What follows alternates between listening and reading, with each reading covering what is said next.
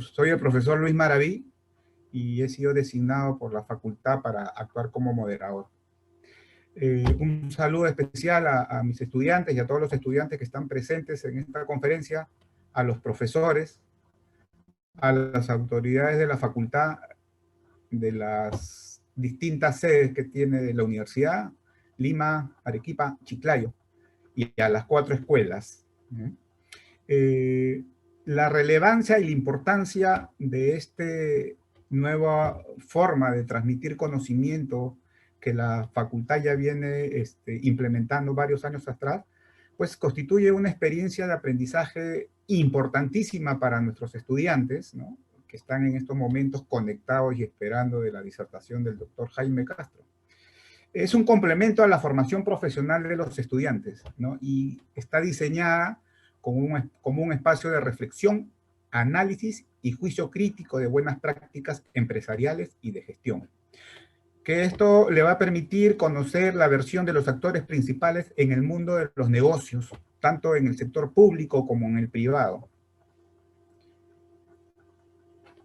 En esta 10ª conferencia, vale la pena resaltarlo, han participado 34 expositores que han sido destacados profesionales tanto a nivel nacional como invitados de fuera del país, ¿no?, de diversos sectores económicos y de diversos ámbitos laborales.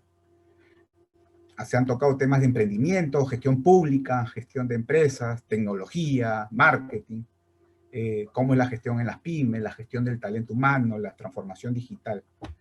Temas variados que enriquecen, pues, y como ya habíamos comentado, complementan y ayudan para la formación de nuestros estudiantes. En esta oportunidad vamos a desarrollar un tema muy interesante, y se hace más interesante de las palabras del doctor Jaime Castro, excelente profesional. Antes de hablar de él, quiero tocar el tema a tratar, es, como ustedes están viendo, geopolítica de la República, 200 años después, retos y desafíos. ¿De qué versa? Y bueno, la conferencia está basada en el último libro que ha escrito nuestro expositor, el doctor Castro, ¿no? El libro versa, ¿no?, sobre un balance del acontecer nacional desde una perspectiva geopolítica. Estamos cerca a cumplir 200 años de vida republicana, y ustedes mismos pueden sacar sus conclusiones de cómo ven nuestro país y cómo hemos avanzado. Pero el análisis que hace el doctor parte de una pregunta: ¿por qué, siendo un país con abundante riqueza, se mantenga en la clasificación de emergente? En estos 200 años transcurridos se han perdido importantes espacios geográficos, ¿no? Es evidente que nuestros vecinos, con nuestros vecinos hemos tenido una serie de conflictos, y que eso ha llevado, pues, al recorte de nuestro territorio.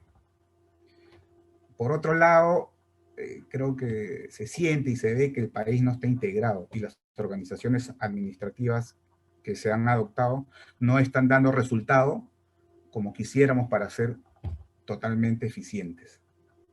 Por el contrario, ¿no?, se ha mostrado como un país que, contando con un importante material, no ha logrado satisfacer las necesidades de la población. Y lejos de esto está en convertirse en una potencia regional. Pero lo más grave, ¿no?, y creo que las noticias y lo que vemos el día a día, pues nos dice que la situación es que la vida política e institucional ha demostrado un rotundo fracaso, lamentablemente. Con más de 100 presidentes, 12 constituciones y una arquitectura nacional fácil de quebrar, lo que hace que la democracia sea una institución débil. Pero creo que el detalle, los pormenores de esta exposición creo que nos va a servir de mucho para llevarnos a reflexiones. Y estoy seguro que habrán importantes preguntas que permitirá, pues, al doctor Jaime Castro explayarse más sobre este tema, que es sumamente interesante. Pero para los que no han sido estudiantes o alumnos del profesor Jaime Castro, o que no lo conocen, yo les voy a hacer una presentación de quién es este excelente profesional y mejor amigo aún. Bueno, el doctor Jaime Castro es sociólogo por la Universidad Nacional Mayor de San Marcos. Es egresado del curso de Defensa Continental del Colegio Interamericano de Defensa. Es secretario general, ha sido secretario general en la Contraloría General de la República, director general de Política y Estrategia en el 2004 en el Ministerio de Defensa. Ha sido viceministro de Defensa. Es egresado del Centro de Estudios Hemisférico de Defensa. Tiene el grado académico de maestro en ciencia política. Tiene el grado académico de doctor en educación. Es profesor investigador del Instituto de Gobierno de la Universidad de San Martín de Porres, ¿no? Nuestra alma mater. Es profesor de la Facultad de Ciencias Administrativas de la Universidad de San Martín de Porres. Tiene en su haber 14 libros y artículos de geopolítica. Geopolítica aplicada a los negocios internacionales, versión digital, ¿no?, de la USMP, y Geopolítica de la República, 200 años después. Yo creo que genera mucha expectativa escucharlo al doctor Jaime Castro, por la cual yo cedo el pase al doctor Castro para que inicie su conferencia. Muchas gracias. Okay. Gracias, mi querido amigo Luis Maraví. Preguntaría si la pantalla está permitiendo ver el tema. Sí, está permitiendo ver, pero si quieres ampliarla. Sí, la voy a ampliar. F5. Okay. Ya está. Ok. Entonces se me ve y me escucha. Perfecto. Con mucho agrado yo he aceptado esta gentil invitación de las autoridades de nuestra facultad, de nuestro decano, el doctor Daniel Valera, porque se trata de una producción última que he elaborado, que resulta una reflexión sobre lo que ha pasado en el país desde una perspectiva geopolítica, que es una inquietud que yo vengo desarrollando hace ya unos buenos años.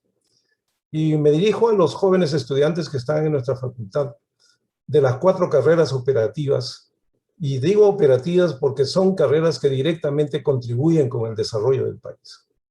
El egresado de la Universidad San Martín de Porres de esta facultad, de la que yo me siento orgulloso de pertenecer hace un buen tiempo, está sirviendo para que los jóvenes egresados se inserten con rapidez en el mercado nacional.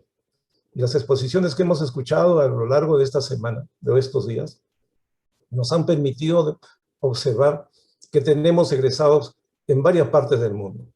Eso a la facultad la ubica pues en una situación expectante y demuestra que lo que aquí se enseña tiene su rentabilidad, su productividad expresada en los estudiantes. De manera que este balance está dirigido a que comprendamos todos qué es lo que ha pasado en el Perú. Y empiezo con esta lámina, donde podemos ver a 4 países, islas prácticamente, pequeñísimas, mucho más pequeñas que el Perú. El Perú tiene un espacio territorial, considerando el mar, de 2.435.000 kilómetros cuadrados, con un ingreso per cápita al 2021 de $17.000. Sin embargo, Singapur, que es una isla pequeñísima, tiene 639 kilómetros, y miren, y el ingreso per cápita es de 64.000. ¿Cómo es posible entonces que Corea del Sur, Taiwán, Hong Kong y la propia Singapur que estoy mencionando hayan logrado tales niveles de desarrollo si hace 40 o 50 años eran países tan atrasados que nosotros? Y nosotros con un territorio que tenemos tan extenso, un territorio que tiene acceso directo al mar, de 2.400.000 kilómetros, estemos pasando la situación de realmente frustrante que estamos viendo en los últimos tiempos y frente al proceso electoral. No hay forma de explicarnos qué ha sucedido. Este país no ha sido bien administrado definitivamente. Y entonces, ¿qué nos dicen los organismos de acreditación internacional? Los organismos de acreditación internacional, políticos, económicos, financieros, son los que paran inventando las palabras y los conceptos para calificarlos. Después de la Segunda Guerra Mundial, a los países como los nuestros y los africanos nos llamaban subdesarrollados. Después pasaron a llamarnos países en proceso de desarrollo. Y a partir del fin de la Guerra Fría, nos empiezan a denominar emergentes. Y ahora hay tres tipos de emergentes. Emergentes secundarios y emergentes avanzados, dentro de los cuales está China. Pero hay también, dentro de estos emergentes, países que están ingresando a una situación muy crítica, de mucha inestabilidad, países de frontera se les está llamando. En esa situación estamos nosotros los peruanos en estos momentos. Y realmente no tiene razón ni explicación todo esto que está sucediendo en un país con tanta riqueza. En un país donde en el mar, en la costa, en la sierra, en la selva, los ríos navegables, tenemos abundante riqueza. Este es un problema de gestión. No es un problema de falta de recursos. En esos países que he mencionado no hay los recursos que tenemos aquí. Aquí existen en abundancia, en demasía. Aquí el problema es de gestión, de administración. Es un problema de liderazgo. Y por eso es que tenemos aquí países desarrollados, los llamados G7, que son los que gobiernan y dirigen el mundo. Entonces, ¿qué es lo que ha pasado aquí en nuestro país? En términos geográficos, el Perú ha demostrado en estos 200 años que somos un país de fronteras retráctiles. Vale decir que nos estamos empequeñeciendo cada vez más. En el campo económico somos un país que no ha sabido aprovechar esas ventajas comparativas que nos da esta biodiversidad, el tener 4 microclimas, el tener ríos navegables, el tener acceso directo al mar de 3.080 kilómetros. Y en el mar hay riquezas de toda naturaleza también. Entonces este es un país pues, que tampoco ha tenido un ejercicio del dominio marítimo. Ahora lo vamos a ver en unas láminas. Porque solemos decir que el Perú por el oeste limita con el Océano Pacífico. El Perú está llamado a ser una talasocracia. Es una palabra griega. Una palabra que demuestra o que significa dominio del mar. ¿Y el mar cómo se domina? Con barcos mercantes y con puertos y toda una infraestructura que debe permitir el acceso a los productos que vienen del interior para ser transportados a otras latitudes del mundo. Pero acá enseñamos de que el Perú por el oeste limita con el Océano Pacífico de manera que el mar no nos pertenece, y si no nos pertenece, entonces ¿por qué nos tenemos que preocupar? ¿No? En términos de la organización territorial, somos un país que ha ensayado una variedad de organización territorial. Mientras los problemas crecen, los presupuestos también crecen en esos gobiernos regionales. Y así como crecen los problemas y crecen los presupuestos anualmente, porque anualmente se incrementan, así también roban esos presupuestos, así también malgastan esos recursos que los que pagan impuestos, todos nosotros, se distribuye y queda en manos de gente que no actúa en función a lo que el país necesita.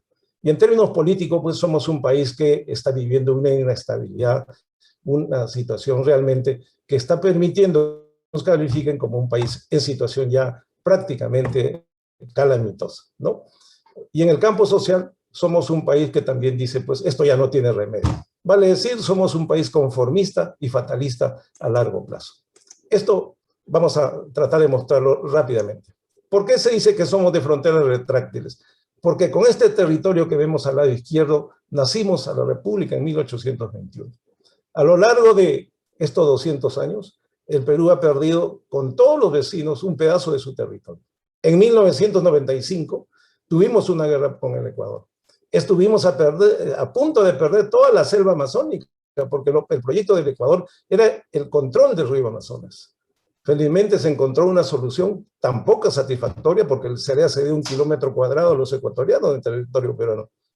Ese es un acuerdo que está fuera del tratado internacional. En algún momento alguien tiene que dar una explicación de eso. Lo cierto es que hoy día este Perú de la derecha que vemos acá ha demostrado que hemos perdido 700.000 kilómetros cuadrados a lo largo del territorio, a lo largo de esta vida república. En materia de, ¿por qué afirmo yo categóricamente de que somos un país que no tiene una preocupación por el mar? Esta lámina que ustedes ven acá al lado izquierdo es una lámina que bajé el mes pasado para una presentación que también hice de la embajada peruana en Suiza, que la acaban de retirar, porque esta mañana he entrado a chequear y la acaban de retirar. ¿Y qué dice el Estado peruano representado por su diplomacia en este documento que se dio en Europa? Acá dice, limita el Perú por el oeste con el Océano Pacífico. Es decir, desde el Estado decimos que el mar no nos pertenece. Y por eso es que el ciudadano peruano pues, no tiene la culpa de nada. El sistema educativo es el que se ha encargado de distorsionar lo que el Perú realmente posee.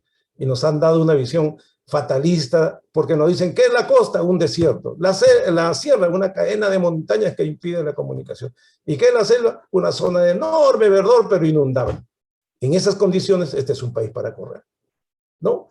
¿Y qué más dice esta lámina? Lámina oficial, que la extensión del Perú es de 1.200.000 kilómetros cuadrados. Oiga, y usted se olvidó del mar, ¿no? Entonces, y aquí dice, la extensión del Perú es mayor que la suma de los territorios de España y Francia. Caramba, nos enorgullecemos de eso. Oiga, ¿y qué pasó con el millón de kilómetros que pertenece a la, selva, a la costa peruana? Bueno, esto es una muestra de que la distorsión que se ha dado al ciudadano y que hasta hace poco esto se ha mantenido, realmente es una de las cosas negativas que se han difundido. Y ese sistema educativo necesita pues, ser replanteado.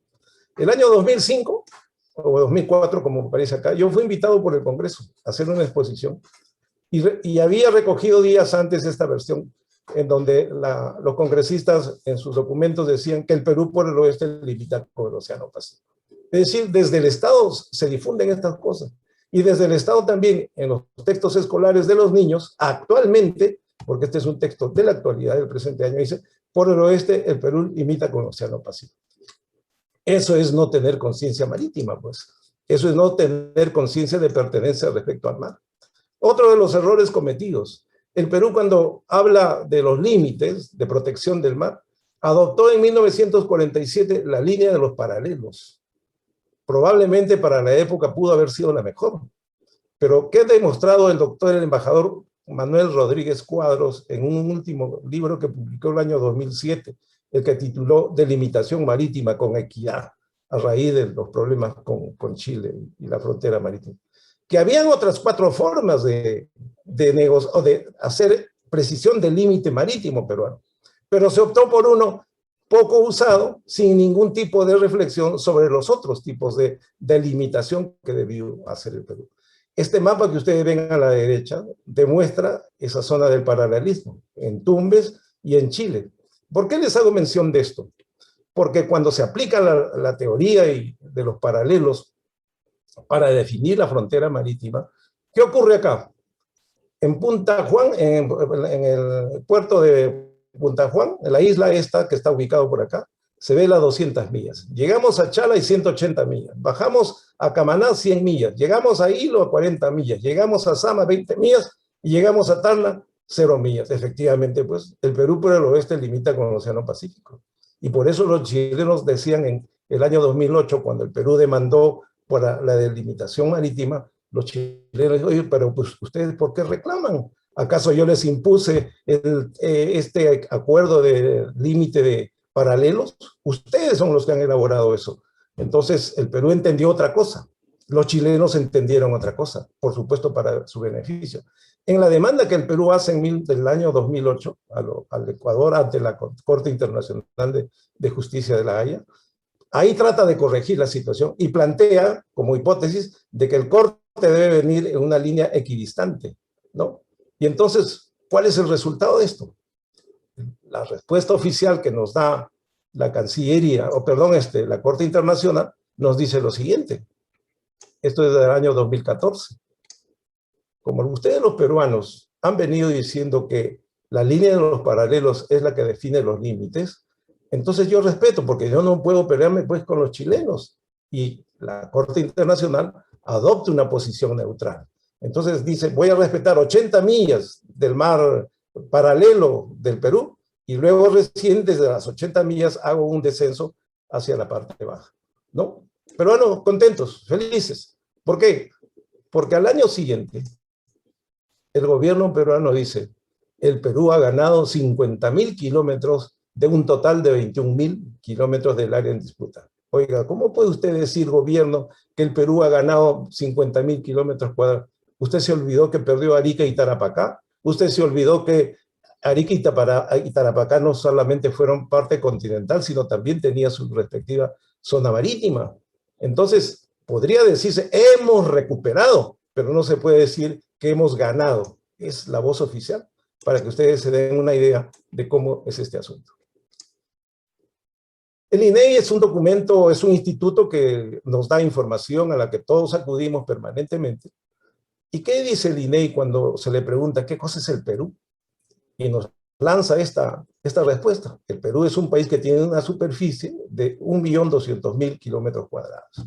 Oiga, ¿y el mar? Nunca lo consideran.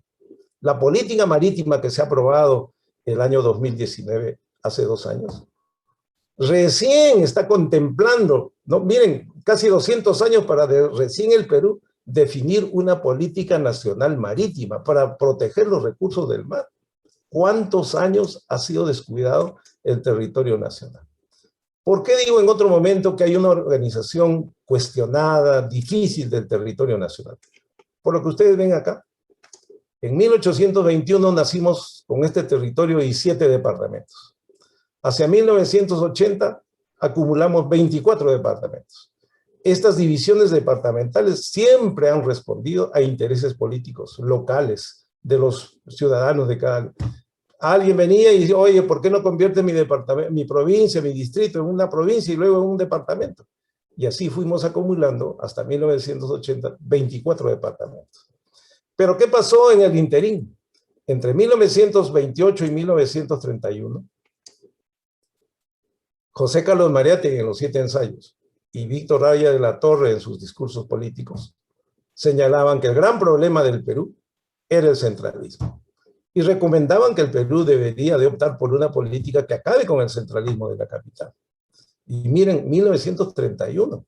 Y recién en la Constitución de 1979 se dice que el Perú se debe regionalizar. ¿Cuántos años han pasado para tomar esa decisión? O sea, nuestras autoridades han sido lerdas en tomar decisiones que convenían al país. Bueno, esta división del Perú en 12 regiones, que fue un proyecto que no consideró el proyecto del profesor Javier Pulgar Vidal, que hablaba de 8 regiones, que comprendía costa y sierra. Lo cierto es que aquí en el año 79 se dice que debe regionalizarse el Perú, pero el año 87 se hace esta regionalización. Y el Perú tiene, a partir de ese momento, 12 regiones. Pasamos pues de 24 a 12 regiones. Administrativamente no cabe duda, es mejor tener 12 que 24, porque aquí son 12 burocracias, son 12 presidentes o gobernadores, y así sucesivamente, ¿no es cierto? Pero esto no duró lo que dura una flor, porque en 1992, 5 años después, un golpe de Estado generó la desaparición, aquí se me ha... Bueno, ahí está, ahí está. Hoy día tenemos 25 regiones, ¿no? 25 presupuestos que, como les acabo de decir, crecen anualmente, ¿no? Ahí está el canon, ahí están todas las exigencias que hacen las regiones y que no operan. ¿Qué ha pasado en todo este lapso? Vean ustedes un gran contrasentido.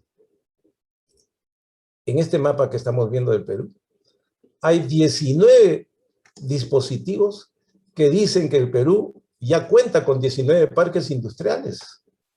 Y uno se pregunta, ¿y dónde están esos parques industriales? Es un proyecto del año 2015. Y si nosotros hubiéramos realmente hecho industria en cada uno de estos departamentos del territorio nacional, con la abundante riqueza que hay ahí, la gente no migraría a la costa, la gente no migraría a concentrarse en las localidades principales de la costa del Perú, la gente estaría arraigada ahí. Pero, ¿qué me dicen los datos estadísticos? Que el 75% de la actividad económica es informal. Y estos informales pues traen sus productos, traen lo que pueden desarrollar, porque el único sitio donde se puede negociar es en las zonas más económicamente pudientes que las que no existen en su lugar de origen. Ustedes se preguntarán, ¿y cómo es que el coronavirus se irradió tan rápido en el territorio nacional? Aquí está la explicación.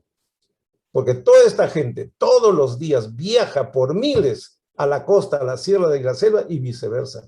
Por eso es que las empresas de transporte tienen un gran movimiento diario, a la cual hay que sumar los aviones, hay que sumar los otros medios de transporte que existen.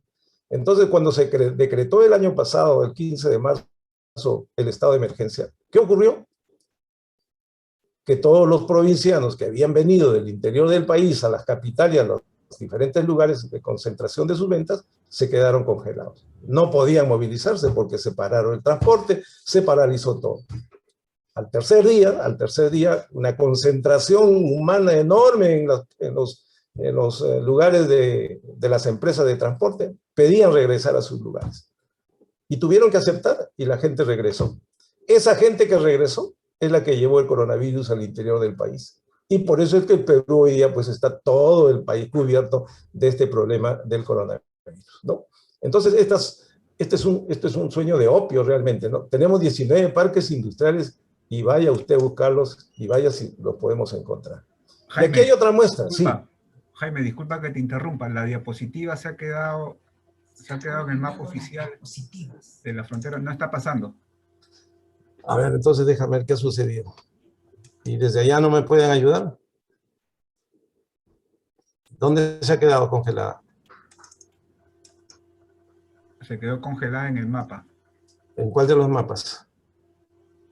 Bueno, ya está bien ya ahorita. Está presentando los 19 parques industriales. Ya. Bueno, espero que no haya necesidad de retroceder porque si no me gana el tiempo. Adelante. Bueno, justamente hablábamos de que en las regiones han crecido los problemas, han crecido los presupuestos enormemente, pero también ha crecido la corrupción. Es lo que más abunda en las regiones. Y tenemos aquí, este es el informe de la Defensoría del Pueblo, que dice que en el 2016 habían 32.000 casos, al 2018 40.000. Ahora se siguen sumando, porque los casos son abundantes. Tenemos gobernadores presos, enjuiciados, gente que ha sido elegida para el Congreso, también formando parte de estas cosas. Entonces el Perú realmente ha tenido pues una situación muy crítica en términos de gobernabilidad. Y por eso es que aquí decimos que la democracia en el Perú es una democracia prácticamente incipiente, frágil. Luis Alberto Sánchez, un destacado académico, 4 veces rector de San Marcos, 2 veces senador de la República, escribió en los años 60 un libro, Perú, país adolescente.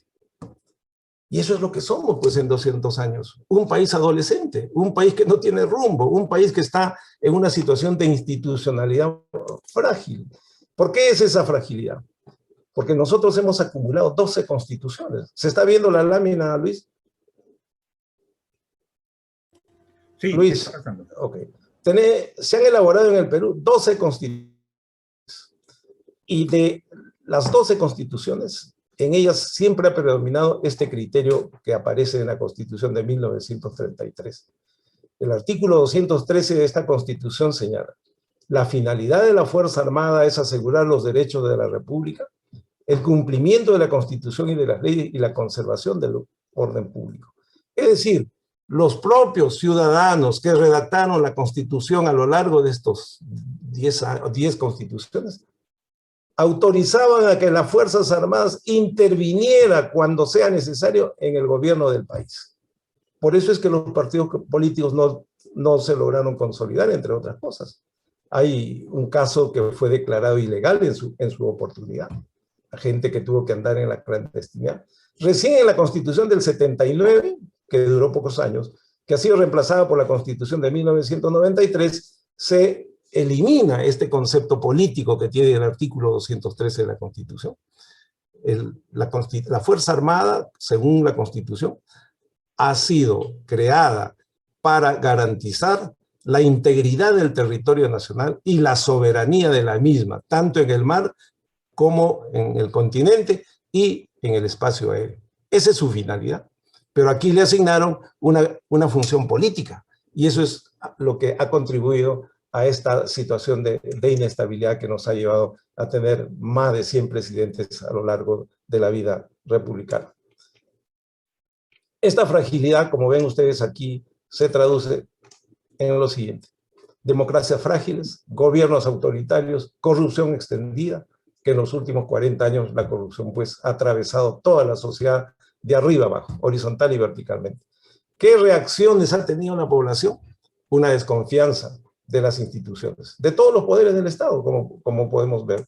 Y a nosotros, ustedes jóvenes, también lo entienden así. No hay necesidad de ir a explicar cada uno de esos casos, porque todo está empañado por la corrupción. Decir que olímpicamente los varios gobernantes, funcionarios, gobernadores, decir que recibir dinero no es delito, es una gran sinvergüencería, disculpen el término.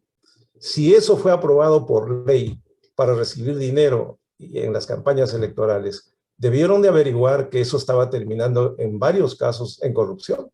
Entonces debió haber algún congresista que dijera, bueno, efectivamente, pues esto facilitó la corrupción, pero aquí está el nuevo proyecto de ley que reemplaza o anula esa disposición de recibir dinero no es delito. Nadie ha hecho eso.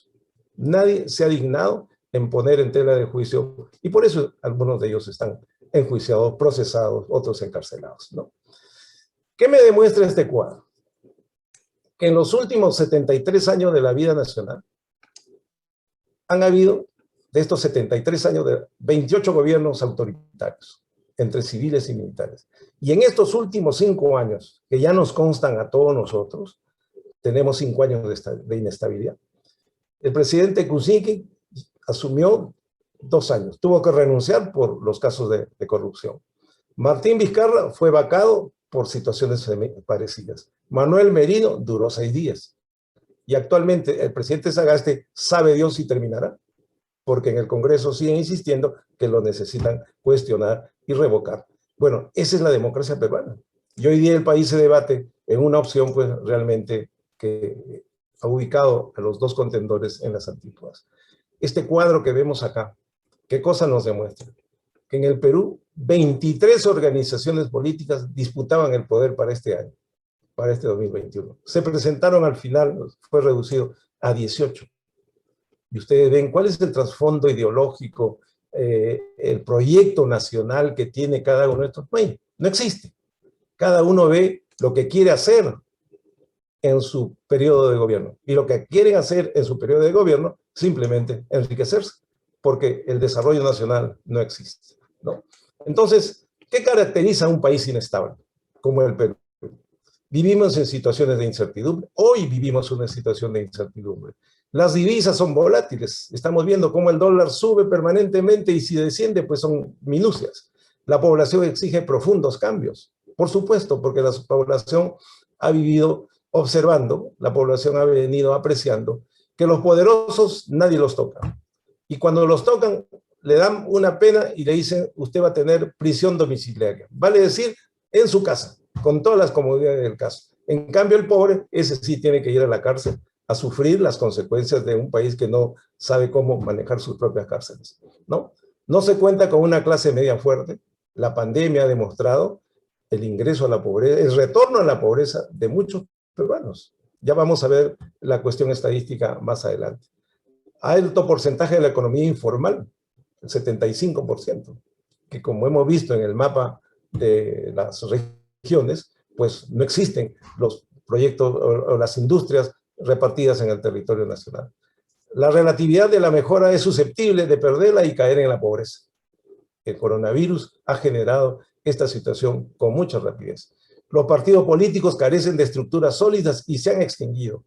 No estamos viendo en estos momentos a partidos políticos, estamos viendo a personas, ¿no? La institucionalidad se encuentra totalmente resquebrajada. Poder judicial, poder legislativo, todos los poderes del Estado están atravesados por la corrupción. El sistema judicial también pues ha sido invadido por la corrupción. El país muestra la configuración de una cultura anómica extendida a largo plazo.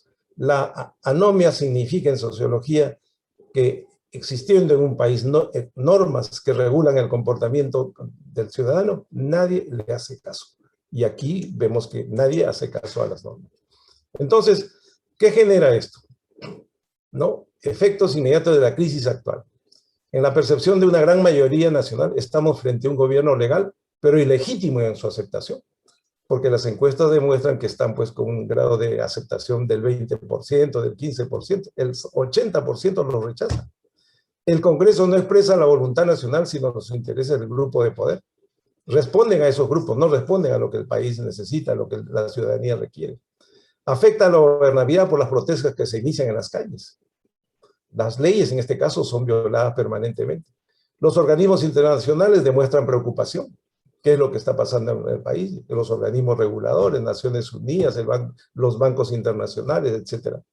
Se ha producido una caída de la bolsa de valores del 6.51%. Impacto en el tipo de cambio que se ha tornado inestable. Es decir, todo esto nos da una idea de lo que nosotros hemos afrontado en estos 200 años. Pero no todo puede ser pesimismo. Todo tiene una posibilidad de cambio.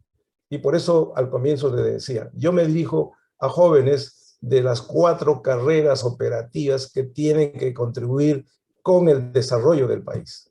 Porque las 4 carreras de nuestra facultad son esto, carreras eminentemente operativas, dirigidas a promover el desarrollo nacional. Entonces, ¿qué tiene que ocurrir? Algo que siempre hablamos en clase, pensar globalmente y actuar localmente. Tengo que pensar globalmente con criterio geopolítico, con criterio de ver el mundo, qué es lo que sucede en el mundo, qué es lo que requiere en el mundo y qué le puedo yo vender a esos requerimientos del planeta. Y pensar localmente significa, ¿qué tengo yo? Y tengo muchas riquezas de toda naturaleza. No soy un país carente de recursos, soy un país que tiene todas esas posibilidades. Y para entrar a este tema final ya, los retos y desafíos. Hablábamos pues de Corea del Sur, de Taiwán, de Singapur, de Hong Kong, países pequeñísimos, ¿no? De escasos espacios y carentes de recursos, y son pues potencias económicas, potencias tecnológicas. ¿Y por qué nosotros no? Si somos un país megadiverso, si tenemos acceso directo al mar, si tenemos una gran cantidad de minerales, de todo tipo, tenemos ríos navegables en la selva y hay uno principal que nos lleva a la cuenca del Atlántico.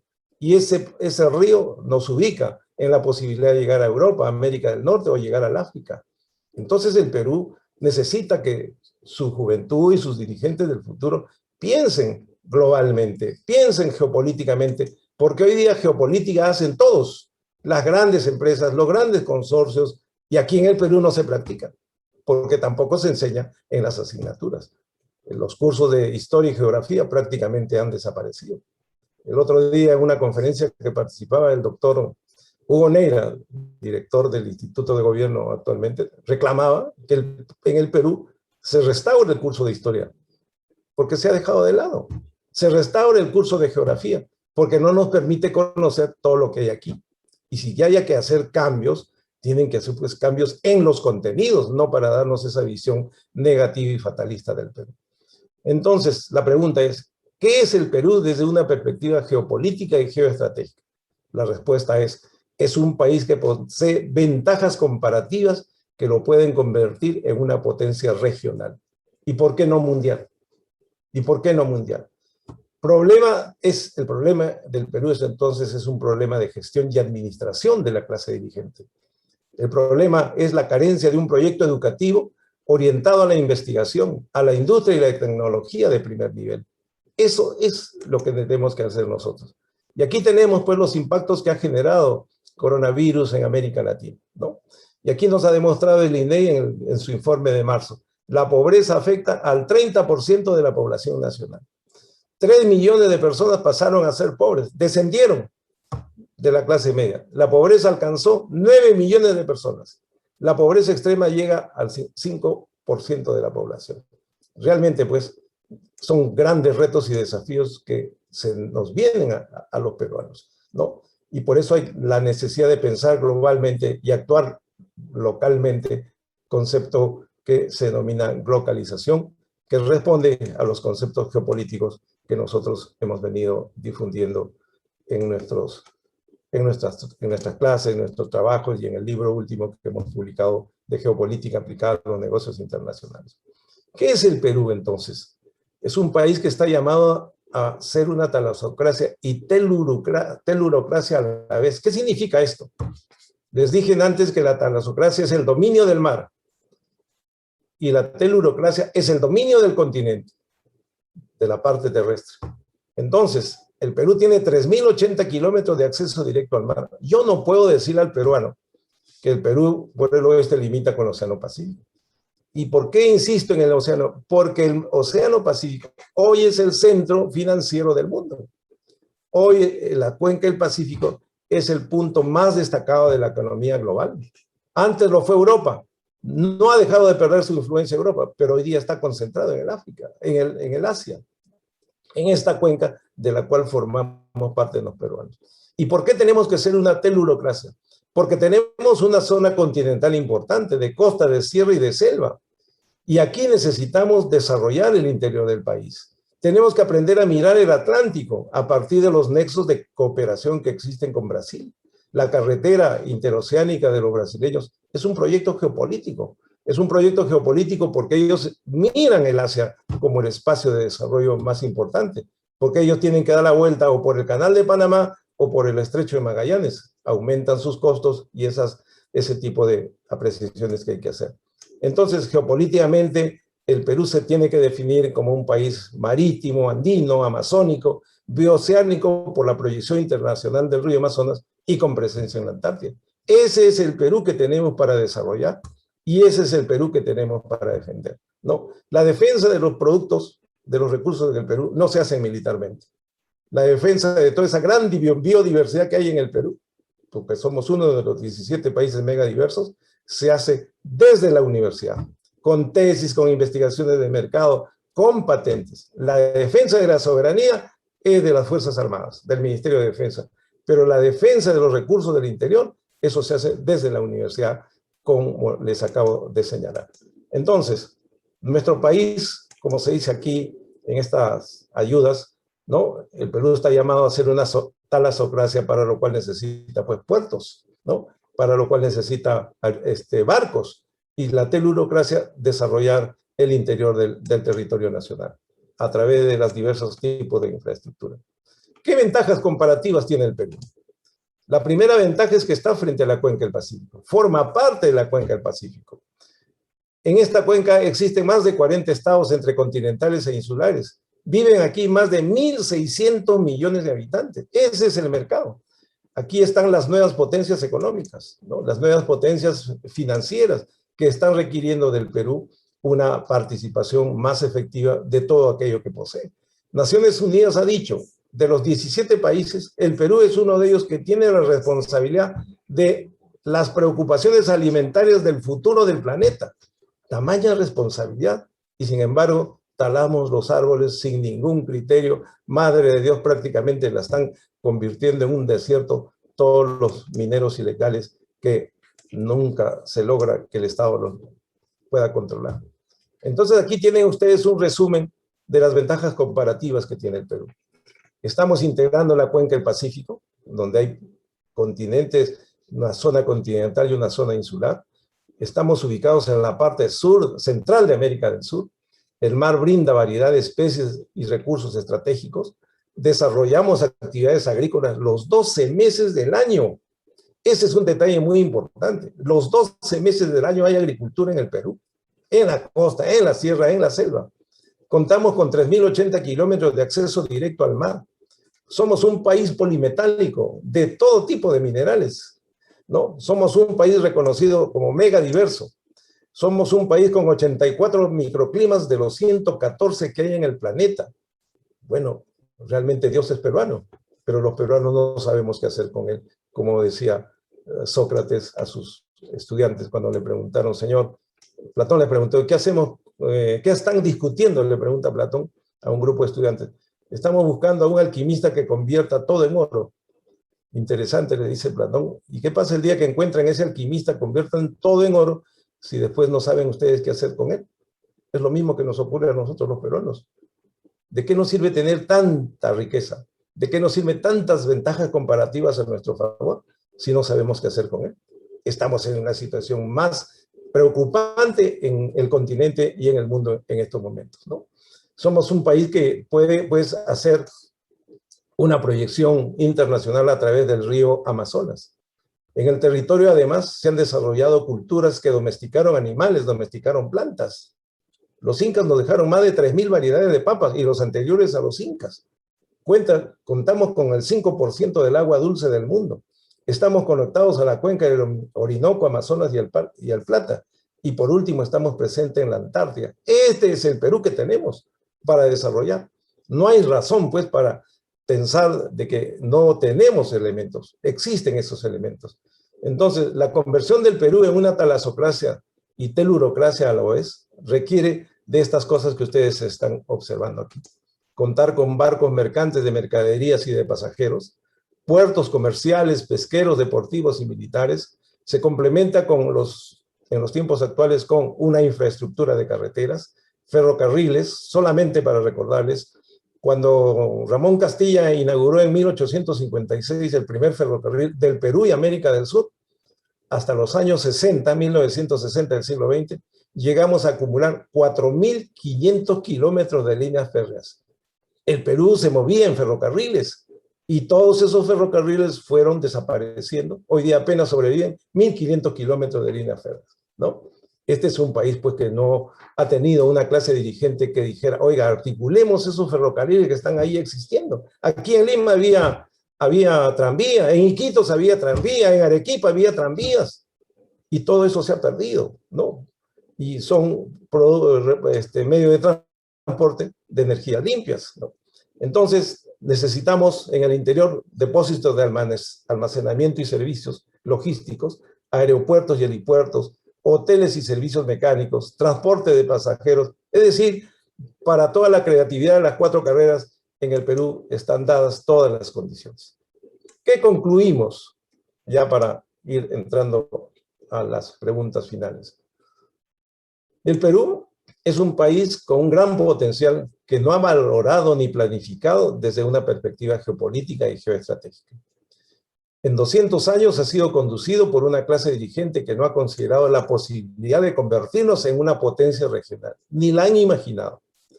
Ha desarrollado una institucionalidad frágil, con 12 constituciones, gobiernos autoritarios y partidos políticos cuestionados por su actuación. Una economía primario exportadora, subordinada a la demanda externa con poco valor agregado. No ha diseñado un sistema educativo basado en la ciencia, la tecnología y la industrialización, ni mucho menos ha logrado una unidad en la pluralidad, ni civismo y solidaridad para coyunturas graves como la que hoy día estamos viviendo.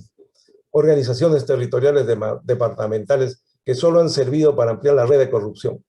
Todo indica que en 200 años no hemos tenido pues la capacidad de mantener la infraestructura o ampliar la infraestructura. Ustedes saben que la carretera central a Huancayo, después de más de 70 años, se ha decidido entregar al gobierno francés para que culmine y amplíe esa carretera que hace tiempo ha colapsado. ¿Qué cosa recomiendo yo en este trabajo?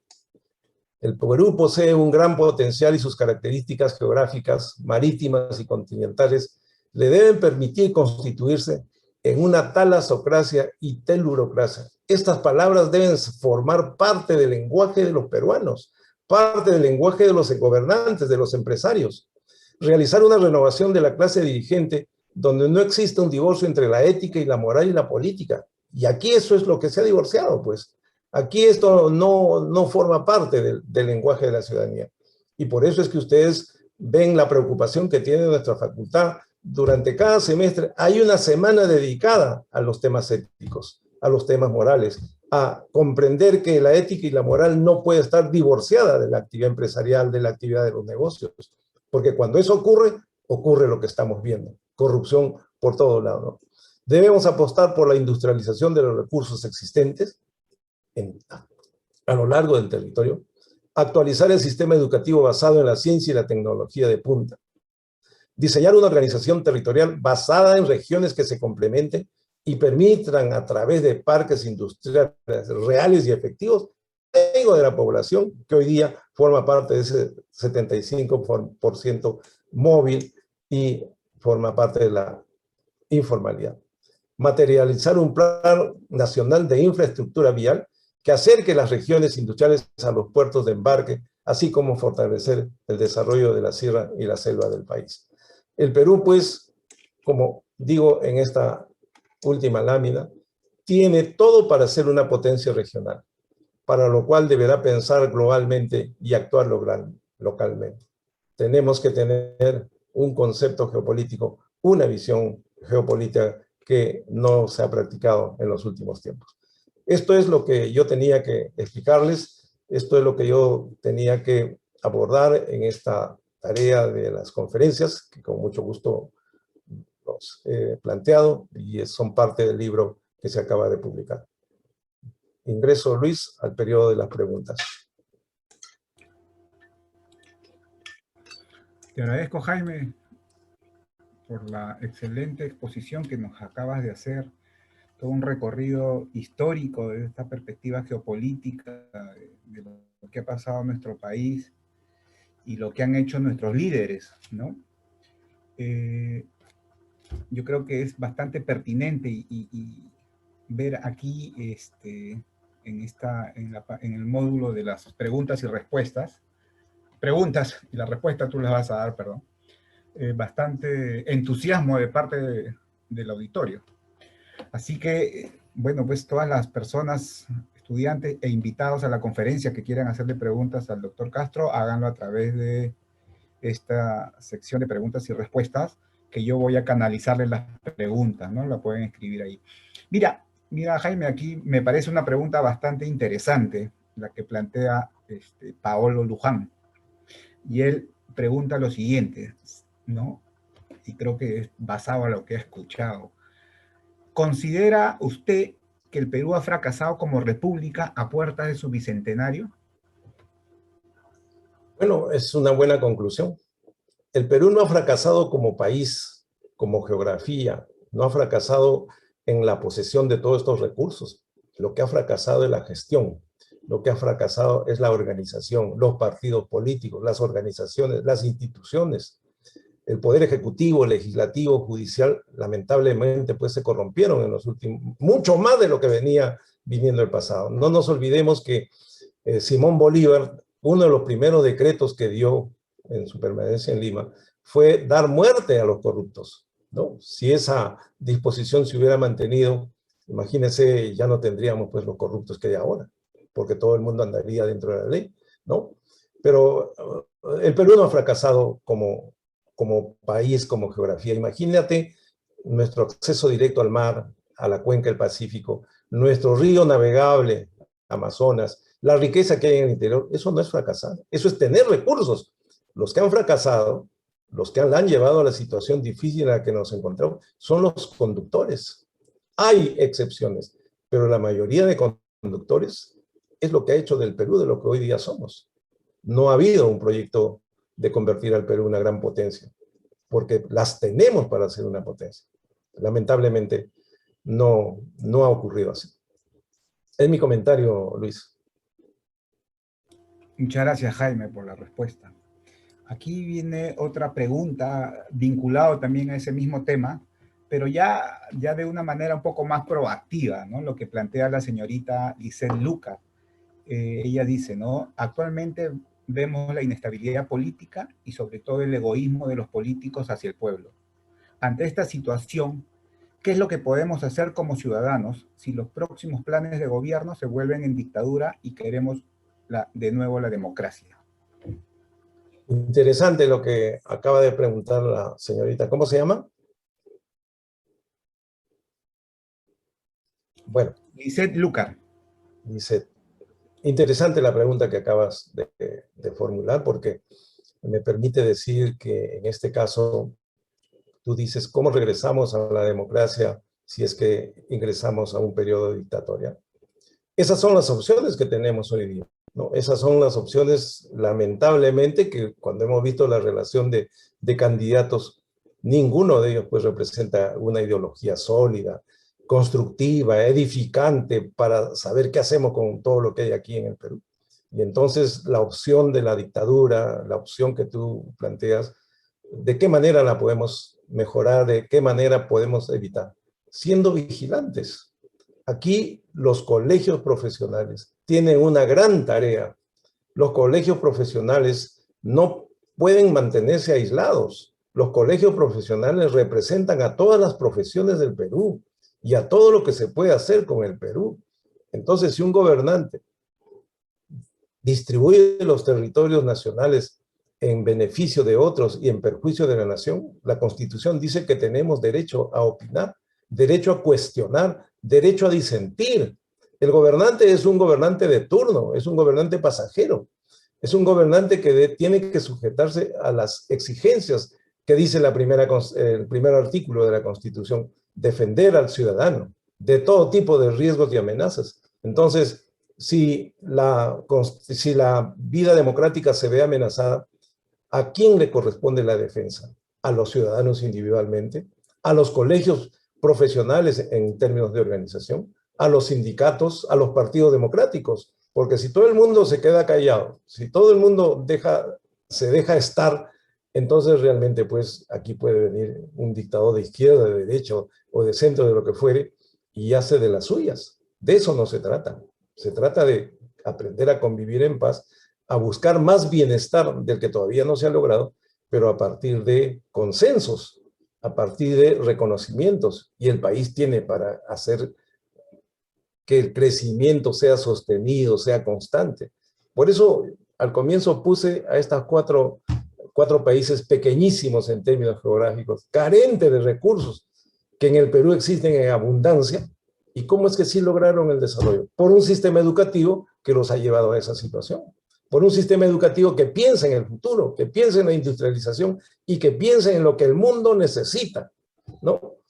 Entonces, la posibilidad del mantenimiento de la democracia está en función de las personas, de los individuos como nosotros, de los que llegamos a la universidad a reflexionar, de los que llegamos a las profesiones y nos asociamos a un colegio para opinar y poner nuestros puntos de vista. No podemos perder la vigilancia que haya que hacer a quien asume el poder en estos momentos tan críticos que vive el país. Cualquiera de los dos que sea el ganador del próximo mes de junio. Ese es mi comentario, Luis. Muchas gracias, Jaime. Y en parte de tu exposición, tú has hablado de las potencialidades que tiene pues, nuestro país, ¿no? Y que la conocemos y sabemos que existe, ¿no? Aquí la alumna Carmen Rojas quiere preguntar algo referido a eso, ¿no? Ella pregunta: doctor, buenas noches. Si bien es cierto, el Perú es un país megadiverso y que sus recursos no se aprovechan de manera óptima, desde su punto de vista, ¿qué debemos hacer nosotros, los futuros profesionales, para aprovechar al máximo esos recursos que nuestro país nos brinda y logre ser competitivo en el mercado internacional? Interesante, interesante. Una de las cosas que uno aprende en la vida académica, en la lectura de la Constitución, yo siempre les recomiendo a mis alumnos que no dejen de tener una Constitución a la mano, porque la Constitución es la norma principal de un país que regula todo lo que uno puede hacer y lo que no puede hacer, ¿no? Desde esa perspectiva, la Constitución vigente, que está cuestionada, ¿no?, que quieren desaparecerla, ¿se imaginan ustedes si desaparece la Constitución íntegramente? Se quedan sin piso muchos tratados que ha firmado el Perú. Esos tratados de libre comercio se quedan sin piso. La Alianza del Pacífico se desmorona. Entonces, no es cuestión de alegremente decir, oye, cuestionen, eliminemos esa Constitución. No se trata de eso. Entonces, cuando tú me preguntas, la señorita me dice, ¿y qué es lo que deberíamos de hacer? El conferencista anterior decía, ser emprendedores. ¿Y qué puedo hacer yo en el emprendimiento? Saber lo que tenemos en el Perú. Buscar un nicho, buscar un recurso que tenga la posibilidad de demandas en el territorio nacional y en el mundo de modo particular. Ustedes saben que aquí vienen desde el Japón y desde Europa gente que solamente se va a la selva a ver el vuelo de las mariposas, a ver los colores de las mariposas, a ver el vuelo de los pájaros. Hay gente que paga por eso. Hay gente que no escatima esfuerzos, porque en estos países desarrollados, donde los ingresos per cápita están por encima de los $30,000, el tiempo necesita ser ocupado en otras actividades complementarias con su propia vida. Y entonces nosotros tenemos mucho que ofrecer aquí a lo largo de nuestro territorio. Y simplemente es cuestión. Aquí en el Perú tenemos 4 grandes líneas de trabajo. La minería es uno, la pesca, los recursos del mar, la agricultura y el otro es el turismo. El turismo que da para todo tipo de turismo. Aquí tenemos el turismo histórico, el turismo de aventura, en toda su gama de facetas que tiene el MINCETUR, ¿no? Y esos son los 4 grandes elementos que tenemos nosotros los peruanos para ofertar. Simplemente se trata de que ustedes ubiquen alguno de esos nichos que les resulte efectivo y necesario a estos países, a estos habitantes de otros países del mundo que tienen mucho dinero, que necesitan viajar, que necesitan venir a lugares donde hay paz, donde hay tranquilidad, sin tener que ir al África, donde todo está en convulsión, aquí encontrarse con una selva que les brinda todo, ¿no? Entonces, yo creo que se trata la inquietud de buscar los nichos adecuados dentro de estos 4 grandes rubros que les he mencionado. Porque aquí no nos vamos a dedicar pues a producir camiones, tanques, aviones, esas cosas, no perderíamos tiempo, ¿no? Aprovechemos el territorio.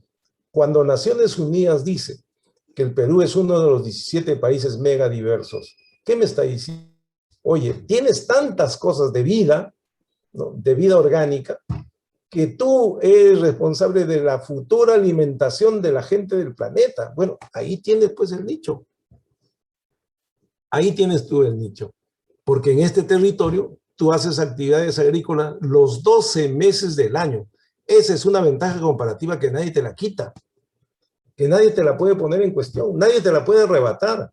Es cuestión de ponernos a reflexionar y pensar y ver como carrera operativa que he mencionado, ver de qué manera podemos aprovechar lo que la naturaleza y Dios nos han puesto en nuestras manos.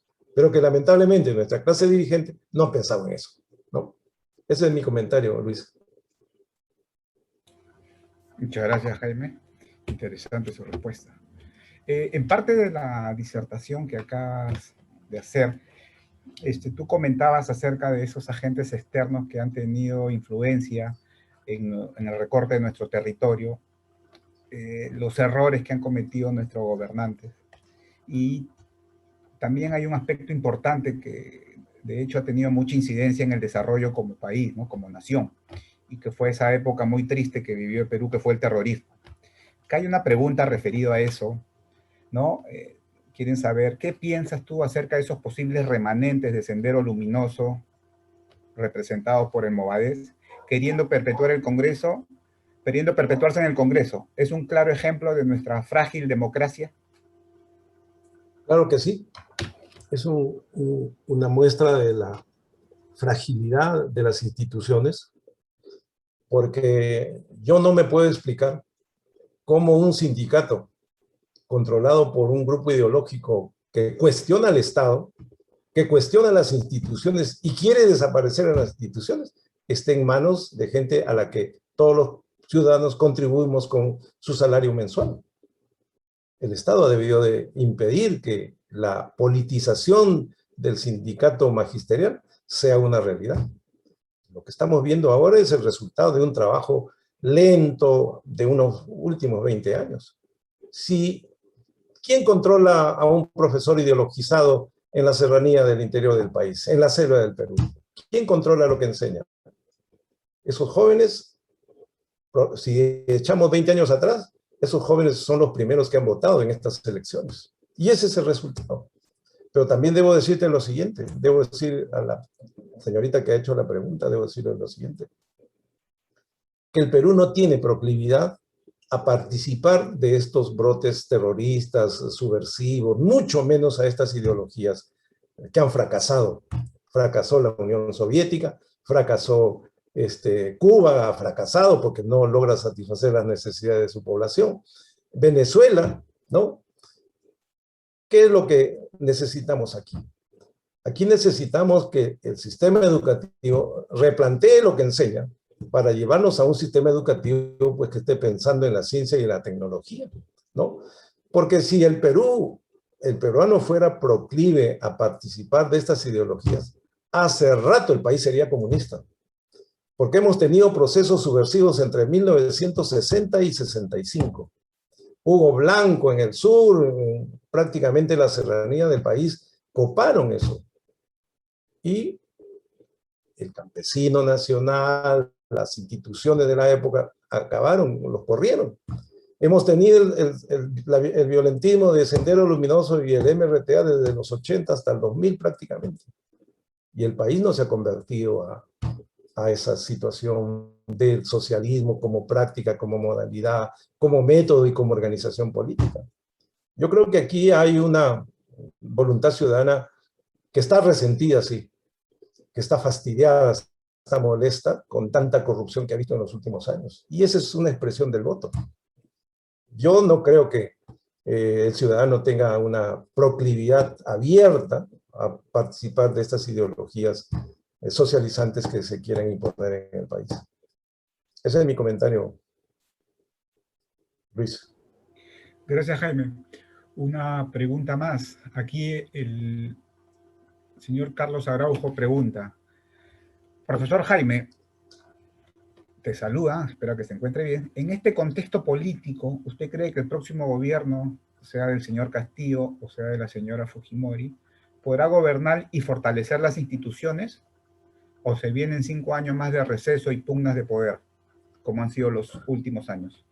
Interesante la pregunta de Carlos, porque debo decirle lo siguiente. Yo escribo artículos cada mes para una revista en la que colaboro.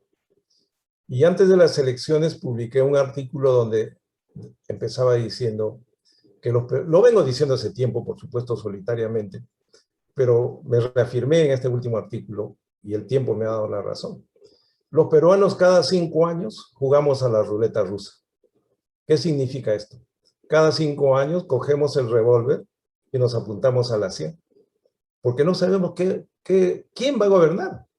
Siempre se ha hablado del mal menor. Bueno, ahora ya no hablamos del mal menor, ahora estamos hablando de otra cosa. Y lo interesante de todo esto es que, desde mi perspectiva, en el cañón de ese revólver ya está cargada la bala. Entonces serán los ciudadanos con su voto el día de las elecciones, que dispararán, pues.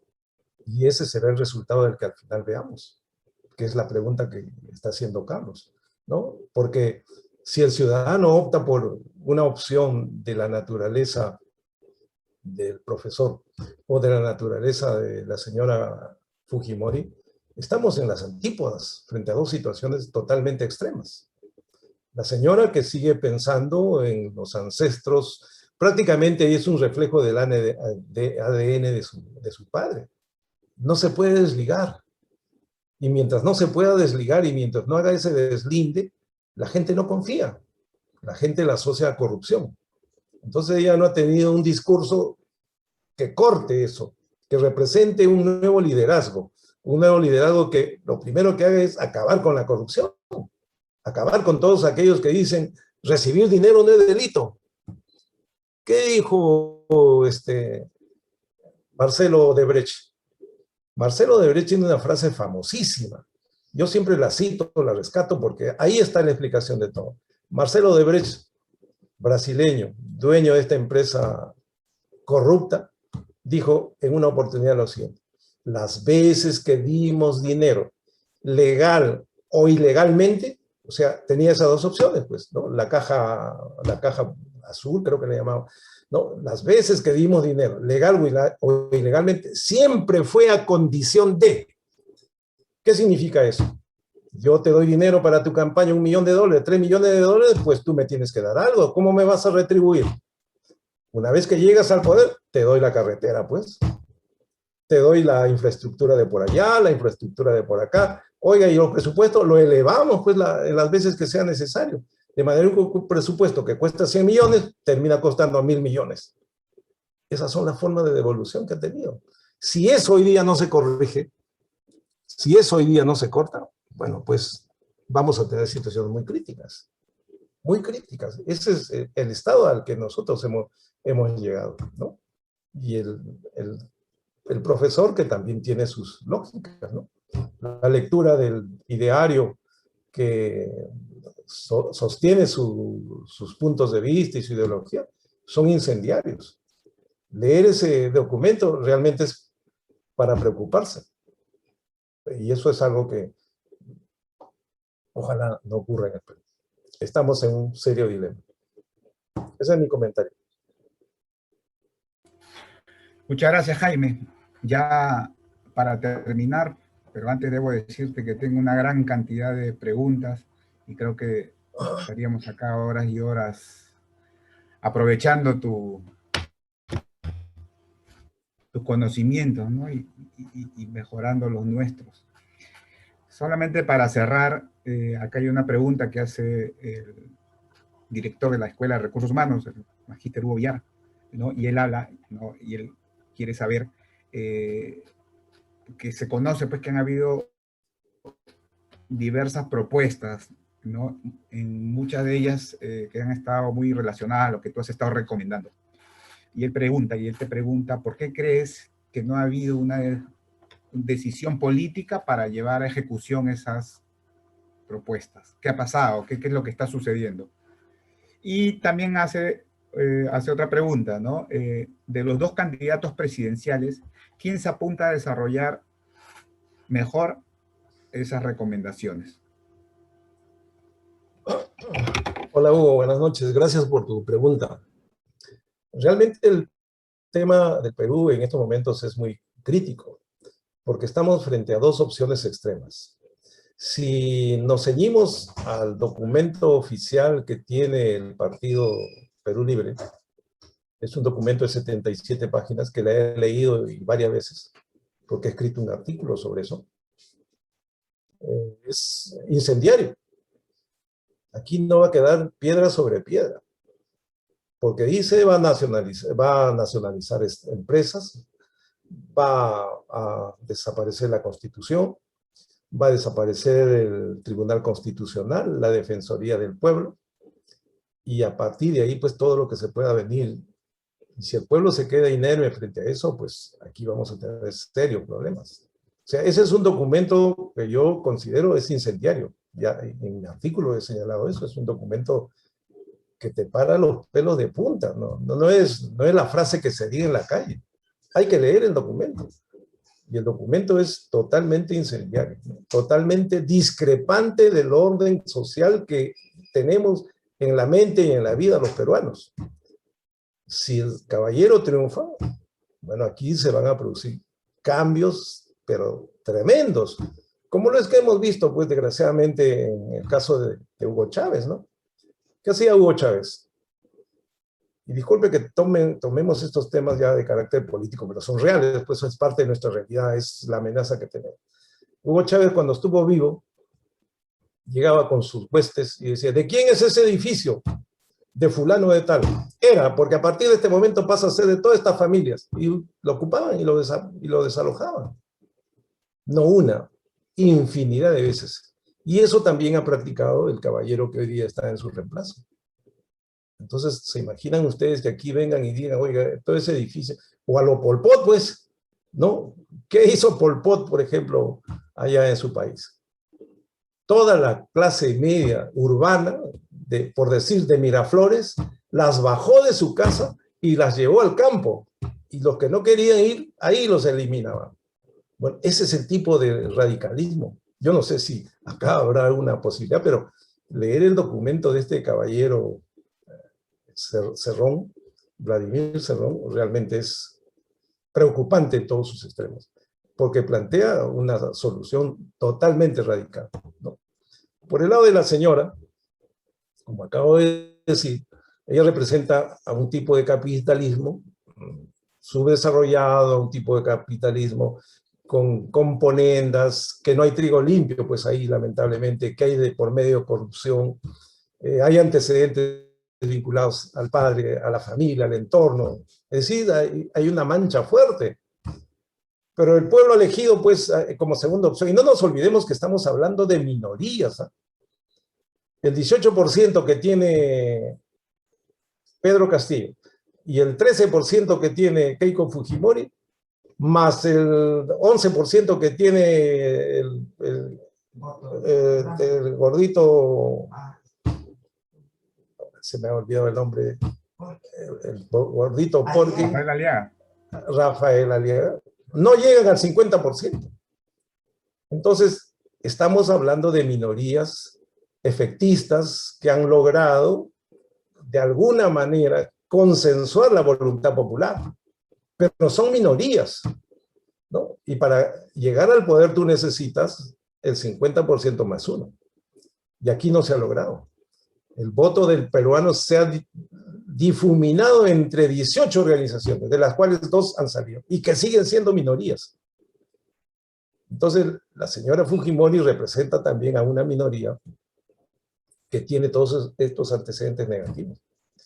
Y si ella no hace desde mi punto de vista, no hace una precisión conceptual de separación con todos los antecedentes del pasado, pues la gente, no sé, no le dará su voto o se abstendrá de votar, lo cual es mucho más grave, ¿no? Entonces estamos prácticamente con 2 revólveres en la 100 de uno y otro lado, ¿no?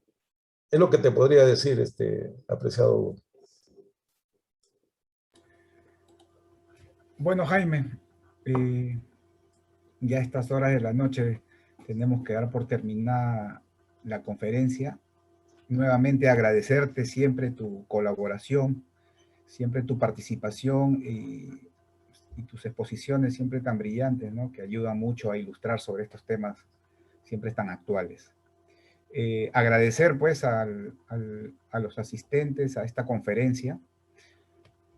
Lamentablemente no se pudo responder todas las preguntas que tenemos ahí en la opción de preguntas y respuestas, las disculpas del caso. Sin embargo, todas las personas que quieren ver nuevamente esta conferencia lo pueden hacer a través del canal Zoom de la USMP en YouTube. Ahí va a estar colgada la conferencia, ¿no? Para que ustedes puedan volverla a ver. Finalmente, yo quiero agradecer, pues, ya como cierre, porque somos la última conferencia de esta 10ª jornada, agradecer, pues, a todo el equipo organizador que es liderado por el doctor René del Águila, agradecer, pues, al decano de la facultad por brindar este apoyo, ¿no? A este tipo de conferencias y poner ese empeño, ¿no? Para que nuestros estudiantes estén mejor formados y tengan mayores recursos para adquirir conocimiento. Y bueno, a las personas que han sido invitadas, que yo he visto que es bastante, estamos cerca de los 700 personas que están aquí, agradecerle también por su participación. En cuanto a mí, yo me despido, Jaime, que pases unas buenas noches y buenas noches con todos los participantes. Gracias a ti, Lucho. Muy agradecido a la facultad, al decano y a todas las autoridades. Y a Hugo, por supuesto, mi agradecimiento por su pregunta. Un abrazo a todos. Buenas noches con todos. Gracias. Hasta luego.